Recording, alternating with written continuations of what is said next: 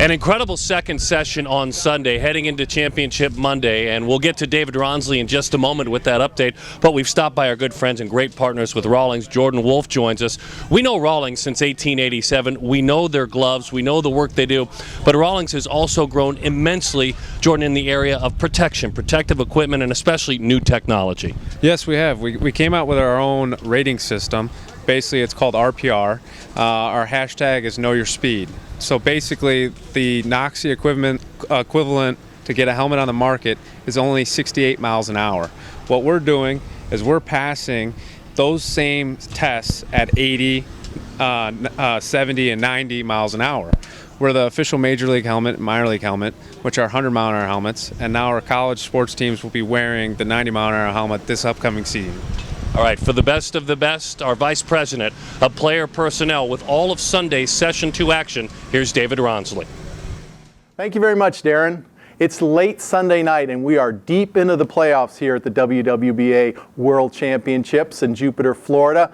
And right now, we've got the quarterfinal games going. At the end of business tonight, we'll have 4 teams remaining. We want to tell you a few things from a team aspect, what went on in the round of 16. And first of all, playoff baseball at this event is a lot different than regular pool play. In addition, Sunday, the baseball is a lot different too. On Sunday, pitchers have thrown to 4. The hitters are starting to get their rhythm. We see a lot more offense on Sunday throughout pool play and the playoffs. But in the playoffs, it's intense. The games are back and forth, and players are playing hard every pitch. And let me give you a few examples of that. We had a game today between the Orlando Scorpions and Chet Lemon's Juice. Both teams from Central Florida. They probably play each other a dozen times a year. They're out on the field doing battle this time, though.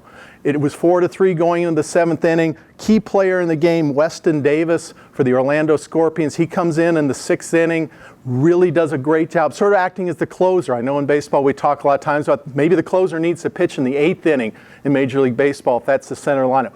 Weston Davis came in throwing 90-94, got some key outs. His teammates exploded for 5 runs in the top of the 7th, and the Orlando Scorpions cruise into the quarterfinals with a 9-3 victory.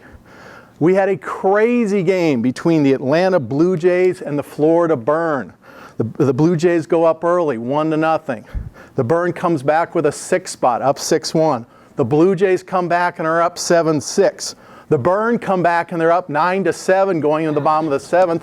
The Blue Jays leave the bases loaded with 2 outs at the end of the game. Final score 9-8, Florida Burn. They move on to the quarterfinals. The key play in this game, though, was not a hit, not a pitch. It was a defensive play by left fielder Ryan Miller of the Florida Burn to rob what could have been the lead run in the 6th inning for the Blue Jays. But just a great baseball game. Another great game, Garcia Baseball Group and Team Rawlings, 2 teams that entered the playoffs, I think thinking they could get to the finals on Monday. Only one team emerged, Team Rawlings, 8-5. They move on to the quarterfinals. And it was one of those games, again, back and forth. Garcia Baseball Group is up 3-0 in the 5th inning. They get some runners thrown out on base. They lose the momentum. Team Rawlings comes up with a 6 spot in the 6th inning, moves on to win, although the Garcia Baseball Group had the tying run at the plate at the end of the game.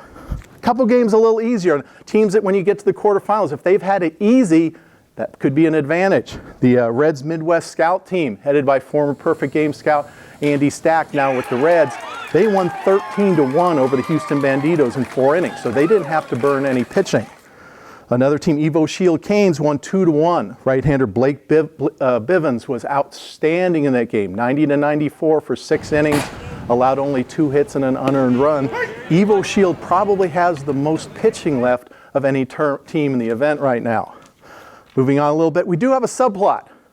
Orlando Scorpions, I've already mentioned, they're going to be in the quarterfinals. They are also going to be joined by Orlando PG Purple. That is the Orlando Scorpions' 2nd team. You may remember 2 weeks ago in the WWBA underclass, the finals was Orlando Scorpions 15s versus the Orlando Scorpions 16s. So there's some precedent for that. We are not going to have an Orlando Scorpions final, however. If they both win in the games going on now, they will face each other in the semifinals.